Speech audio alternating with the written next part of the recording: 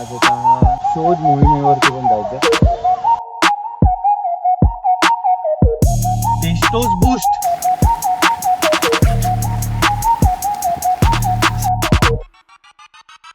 Good morning सर्वांना. स्वागत आहे तुमचं तुमच्या भावाच्या चॅनलवरती आर्केट. आज आपल्याला बऱ्याच गोष्टी करायच्या. आज एका शोध मोहिमेवरती पण जायचं. आणि त्याआधी माणसाच्या आयुष्यातली 2 क्षणांचे सुखाची गोष्ट म्हणजे बायकोला माहेरी सोडणे. ते करूया आणि छाती फुगूया आज जिममध्ये जरा आणि जाऊया पुढे पुढच्या कामांना. प्री वर्कआउट म्हणून भिजवलेलं. ॲक्च्युली हे दररोज भिजवतो, त्या दिवशी नव्हतं भिजवलं, विसरलेलो. Tata bye bye. आज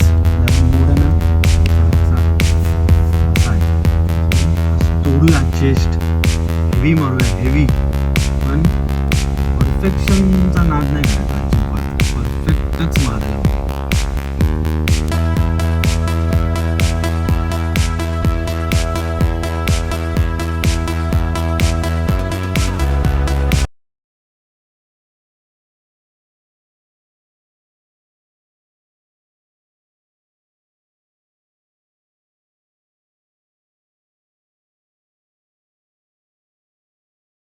चेस्ट आणि ट्रायसेप दोन्ही घेतलेले आहेत भावाने एकदम. आणि थंडी आहे ना, म्हणजे थंड वातावरण आहे ना, थंड वातावरणामध्ये आहे ना जोश अजून येतो. आणि त्यातून असा पाऊस पडतो ना, खतरनाक. टेस्टोस बूस्ट एक नंबर. जो बूस्ट होतात म्हणजे एनर्जी येते ना, काय बोलू आता. आज आपलं शोध मोहीम कशाबद्दल आहे माहिती आहे का? ॲक्च्युली ही पप्पांना गाडी घेतलेली आहे. त्यांची अर्टिगा होती डिझेल, ती 5.5 लाखाला गेली आणि ते सेल आउट करून थोडेफार भरती पैसे भरून ही कार पप्पांना घेतलेली. आणि मी पप्पांनाच गाडी देत नाही, मीच चालवतो आहे. सो ही गाडी त्यांच्यासाठी आहे आणि मला गाडी पाहिजे. तर मला गाडी आता माझ्यासमोर चॅलेंज काय माहिती आहे का? बजेट तर आहेच आहे, पण माणूस आहे ना बजेट थोडं पुश करतो जर गाडी आवडती असेल तर. पण इतकं पण पुश नाही करायचं आहे की परत काय वाचणारच नाही, चड्डीवर यायचं नाही आपल्याला. सो गाड्या बघायच्या आहेत. एकाच शोरूम आज आपण फिरू आणि बाकी उद्या पण फिरू. थोडं चॉईस करू. काय माहिती आहे का, मला ऑप्शन्सच कळत नाहीत. एक तर पहिली गोष्ट म्हणजे ना, मी आहे ना, माझी तर माझी बॅक हिस्ट्री काय माहिती आहे का? मी आधी i20 घेतलेली होती, सेकंड हँड घेतलेली होती. मला काहीतरी 32,000 किलोमीटर चाललेली गाडी भेटलेली होती. ती मी 89,000 किलोमीटर चालून सेल आउट केली. म्हणजे माझ्या बिल्डिंगमध्येच आहे ती. तुम्हाला दाखवतो मी. ती माझ्या 6th फ्लोअरला माझ्या राहतात, त्यांना मी दिली. आणि नंतर मग मी ती सेल आउट करून घेतलेली होती स्कोडा ऑक्टाविया पेट्रोल.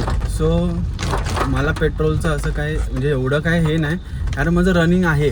म्हणजे तुम्हाला आता व्लॉग्समध्ये कळेलच की मी फिरतो, म्हणजे तसं नाही कामानिमित्त फिरतो, फुकट नाही असं, पण मी फिरतो. आणि मला फिरायला आवडतं, ड्राईव्ह करायला आवडतं. किती पण वेळ किती पण तास ड्राईव्ह करत असेल तर मला कंटाळा हा येतच नाही. आणि that is in my jeans. Same माझे पप्पा पण तसेच आहेत. त्यांना पण काय कंटाळा कसला येत नाही ड्राईव्ह करायचं बोललं तर. सो मला गाडी पाहिजे डिझेल.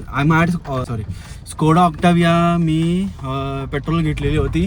ती चाललेली होती 23,000 आणि मी विदिन अ इयर, एका वर्षात मी तिला 56,000 चालवली. आणि 56,000 ती चालवून पेट्रोल काय सांगू किती पेट्रोल गेला. काय ॲव्हरेज द्यायची नाही माहिती आहे का? काय 4चं ॲव्हरेज द्यायची, सिटीमध्ये 4चं ॲव्हरेज बघायचो मी असा. आणि काय करायचा, आलिया भोगासी असावे साधन. सो मी ती पेट्रोल गाडी चालवली. 56,000 चालवली. आणि म्हणजे 56,000 23 मायनस 56 काहीतरी समथिंग 30 अपच 30 अराउंड 40,000 चालवली. त्याच्यामध्ये आणि मेंटेन एकदम, म्हणजे समोरच्याने घेतली ना तो पण खुश होता, काहीही प्रॉब्लेम नाही, काहीही एकही. आणि गाडी घ्यायची ना तर तिला व्यवस्थित मेंटेन करायची. हे एक पहिला आमचं हेतू असतं की ती गाडी कायम नवीन वाटली पाहिजे.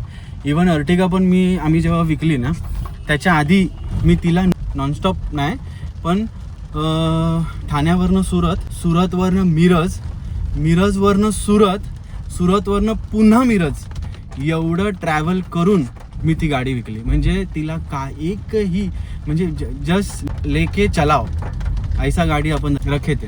गाडी ती खूप चाललेली होती अशी पण अर्टिगा. सो त्यांचं पप्पांचं चॉईस आहे 3XO.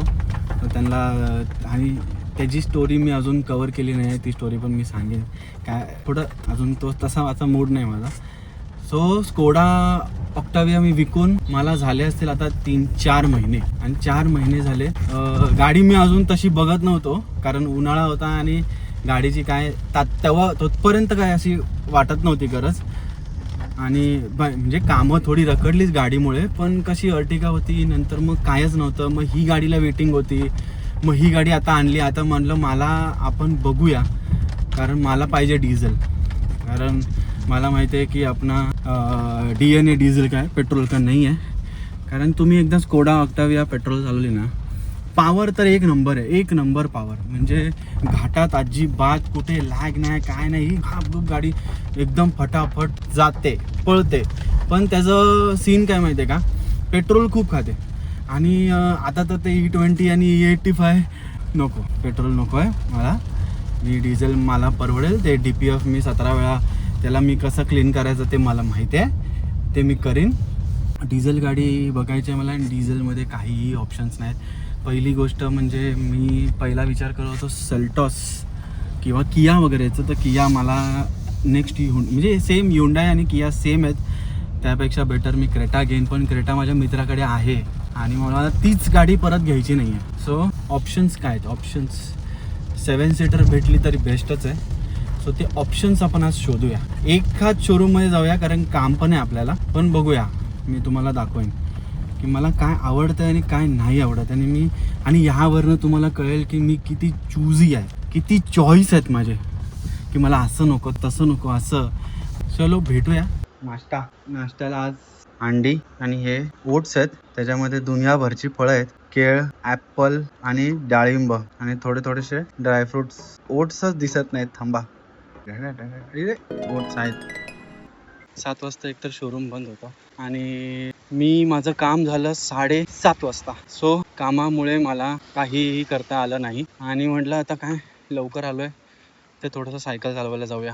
कारण त्या दिवशीचं आपलं सायकल चालवायचं झालं नाही. आणि सायकल चालवायला जसं उतरलो आणि थोडासा पाऊस कमी झालेला होता. थर मला असं वाटतं मी जे सारखं कोसलंय ना, की अरे मी गावाला आलोय, पाऊसच पडत नाही. हेच तर नाही आहे काय. चांगलं आहे.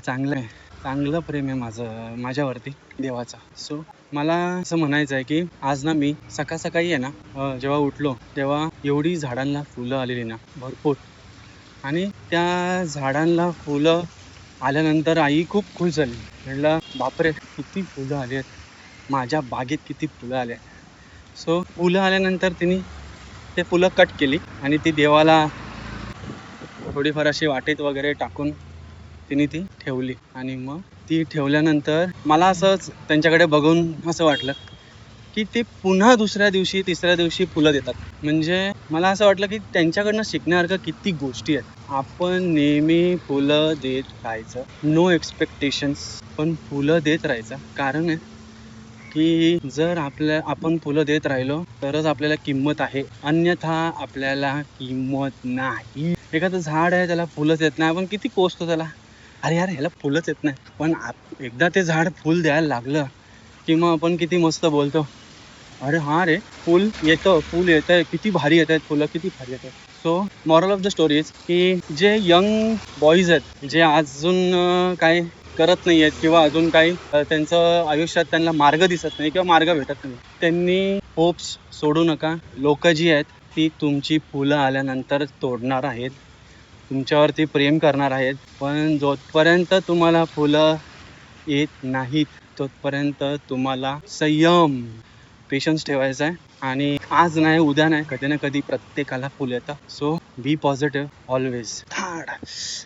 तर बी पॉझिटिव्ह ऑलवेज. कधीही निगेटिव्ह होऊ नका. कारण ते झाडाला बघा ज्याला फुल येत नाही ते वाढायचं राहतं, ते वाढायचं राहतच नाही. ते कन्सिस्टंटली वाढत असतं.